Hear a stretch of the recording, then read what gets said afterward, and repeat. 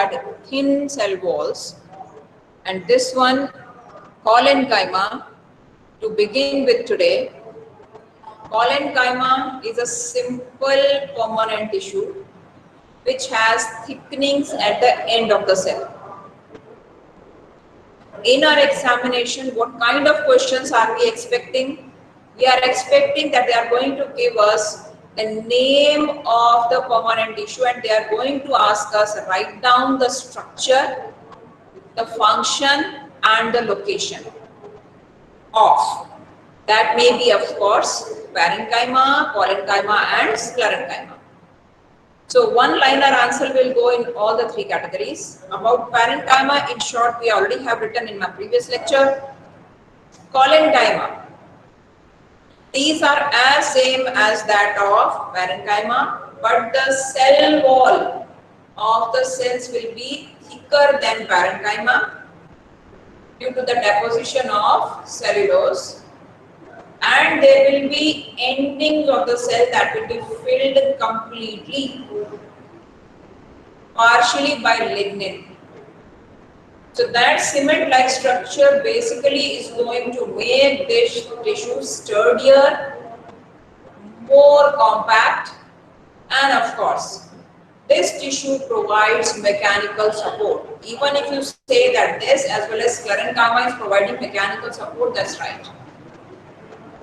Now, in some of the cases, what we have observed in nature that there is tremendous amount of winds, and plants and the trees, specifically it is observed very commonly in guava plant or guava tree, you can say. It stands erect, and if the wind blows too high, it bends down, almost touching the ground and again coming back to its position. It's not uprooted.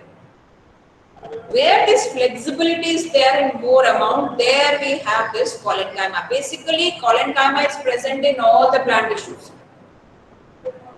Any type of plant you pick up, any type of tree you pick up, it contains collenchyma for strength and flexibility. So it keeps them alive in these storms are there, very strong winds are there. In all those phases of their life, the protection to the plant is given by collenchyma providing strength. When parenchyma was being used as a filler tissue, this one is basically going in for the strength of the plant. In the paragraph that is mentioned in our chapter, they have continued the concept. We are separating them in the form of their position, that is the location in the plant, where will it be located? Second, its function, and of course its structure. So let's begin with collenchyma. Structure, location and function. The structure of it. Now if we imagine the structure of it, it was somewhat like this. There are cells joined end to end, and the ending is compactly filled with cement-like structure, providing it a more supportive feature. It can help in mechanical support to the plant. So as far as the structure of this particular tissue is concerned, they are living, elongated. They are going to go for short form only. Living, elongated, and of course irregularly thickened at the corners. Irregularly thickened at the corners, and basically it doesn't leave any intercellular space. So no intercellular cellular space. This you are going to write for structure.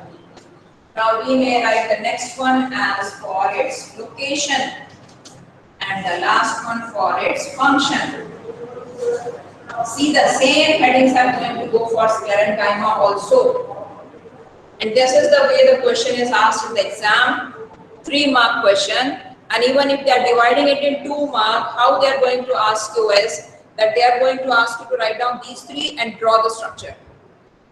So half mark for each, or if they are asking for 3 mark, then 1 mark for each structure and location and function. In some of the questions, they may ask you to compare all the 3. Parenchyma, collenchyma and sclerenchyma based on their structure, their location and their function. In the leaf stalks below the epidermis.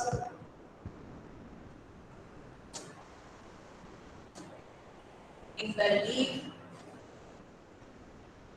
stalks below the epidermis. That's the favorite most location of it. And of course, epidermis is the outermost layer. Outermost layer in any of the plant, that will be the outermost layer. And of course, outside that only, below this epidermis, it will be present. And its function allows bending of various parts. First one is allows bending of various parts. For example, tendrils, leaf tendrils, they are there. Small ones, and of course there are climbers which climb, and it is going to help them there also. Stem of climbers.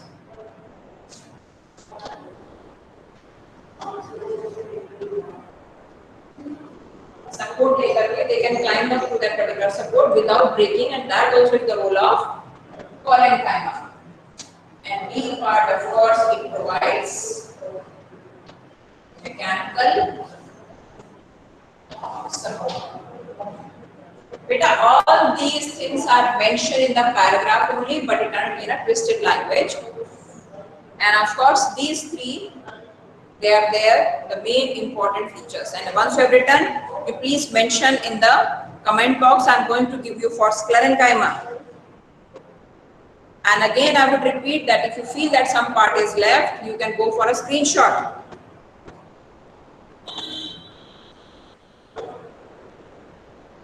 Completed?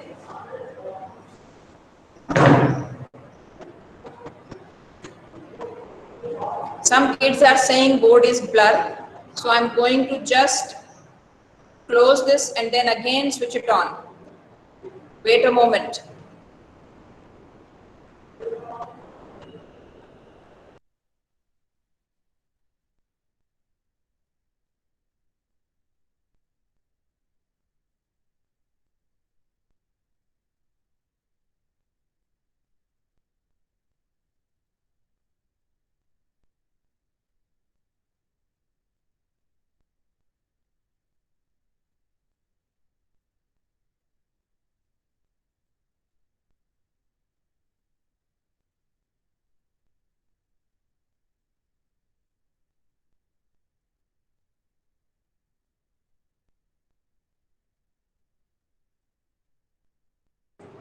Is it clear now?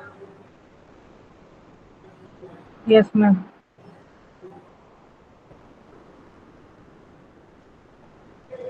You can send in your reply in the chat box.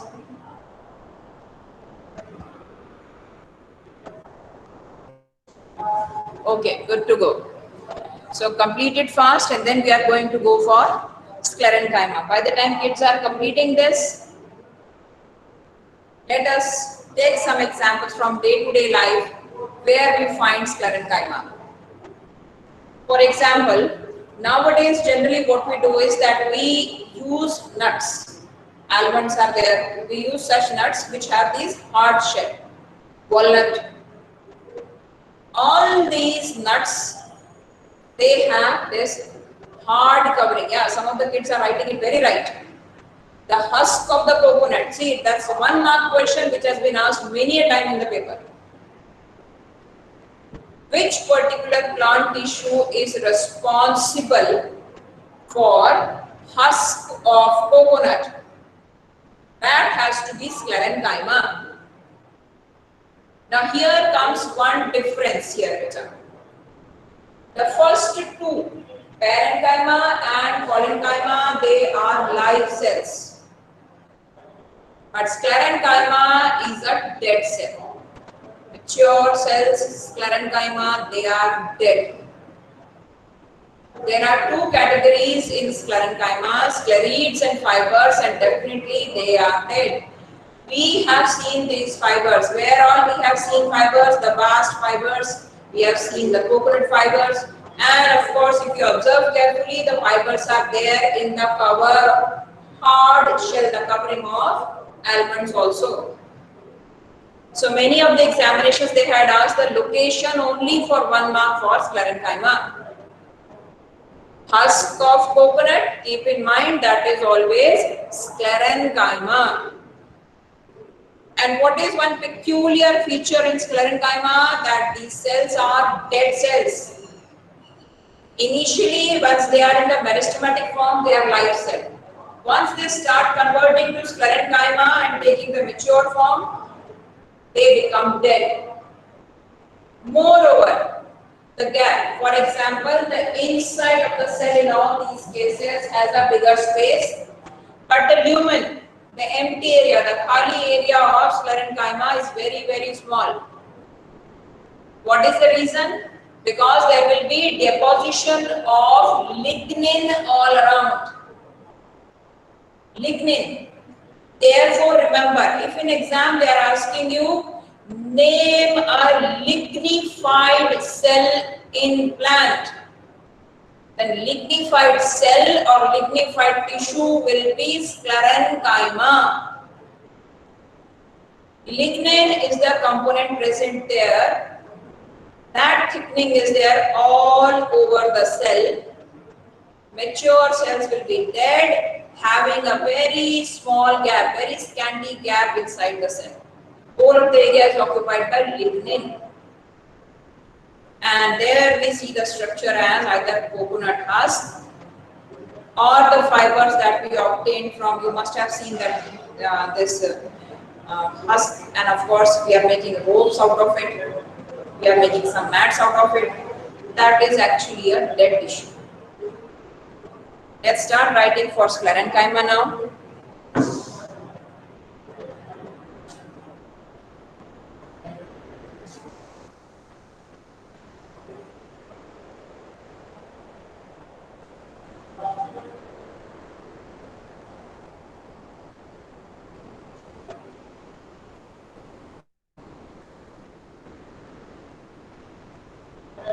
Plant tissues generally we are not much aware of because they are not the part of our day-to-day life. We are supposed to understand it in much further way. Sclerenchyma, once again, the cell that will have this lignified covering. And let's start writing right from the first one, that is its structure.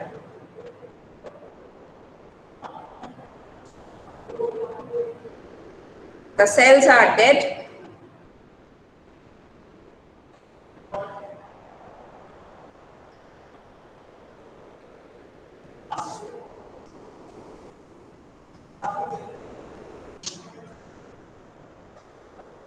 Cells dead.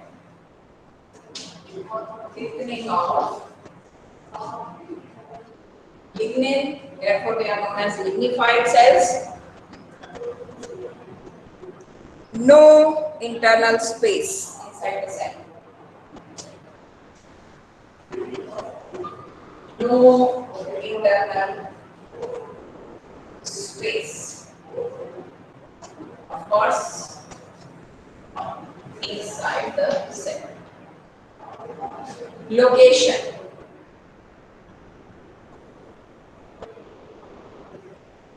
Stems around vascular bundles.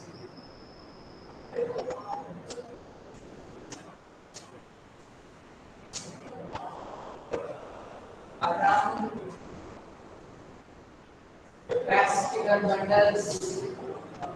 Vascular bundles we have already covered. That is a small bunch wherein we have xylem and phloem, and the middle of it we have this line, meristematic tissue.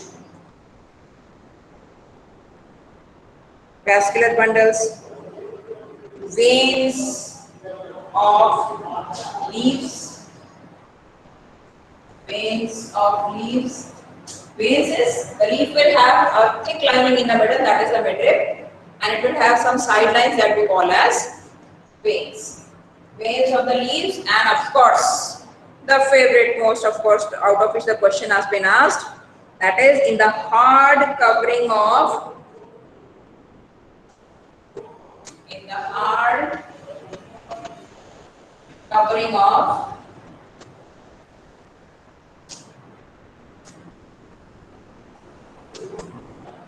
nuts and seeds, of course.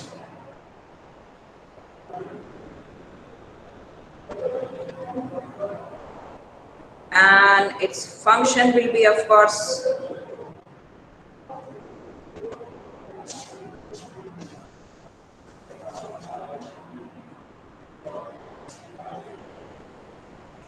provides stiffness. See that coconut husk is too hard. Okay, so it provides stiffness, not the flexibility. For example, husk.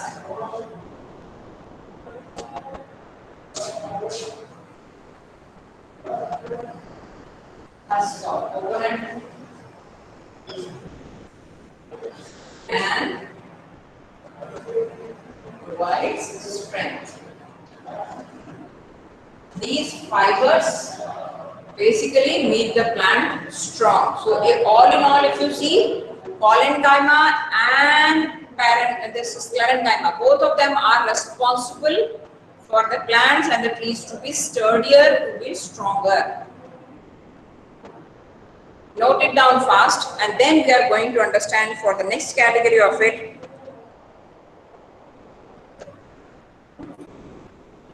We are going to understand a bit about epidermis now. A very interesting feature, epidermis, the outermost part of the plant tissue. This epidermis, basically just like wall or you have roof, according to that structure only it protects the inner lying cells and the tissues. Now if you have noted down the one that I had written on the board, please mention in the comment box and take a screenshot if you have not.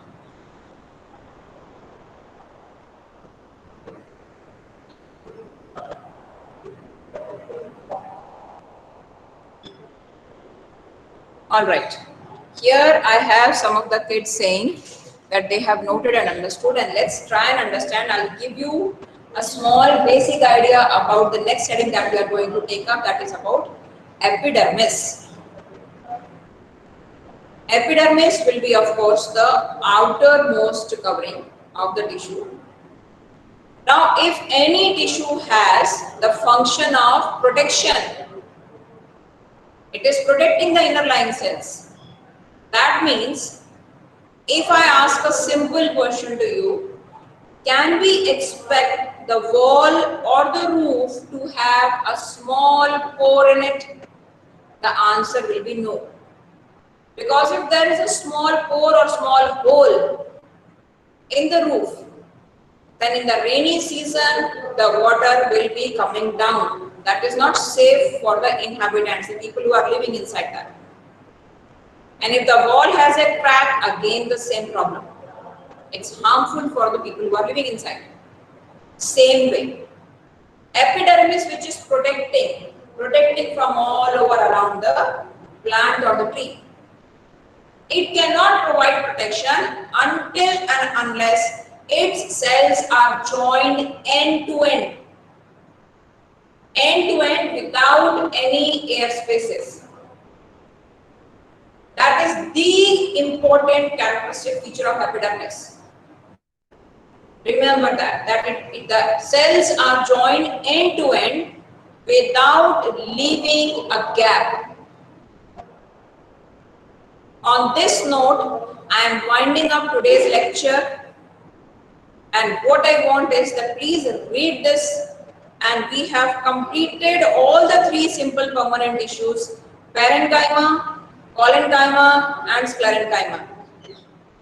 For a common sense question, if you have been asked for, if you are given a slide of leaf, stem or root, any part of it, you cannot distinguishingly say that here ends up parenchyma and here begins sclerenchyma. These cells and tissues, they are present in the plant cells everywhere. So with that note, I am coming to the end of this lecture. Happy learning, kids. Stay safe. Complete this topic and continue in the next chapter, next meeting I have.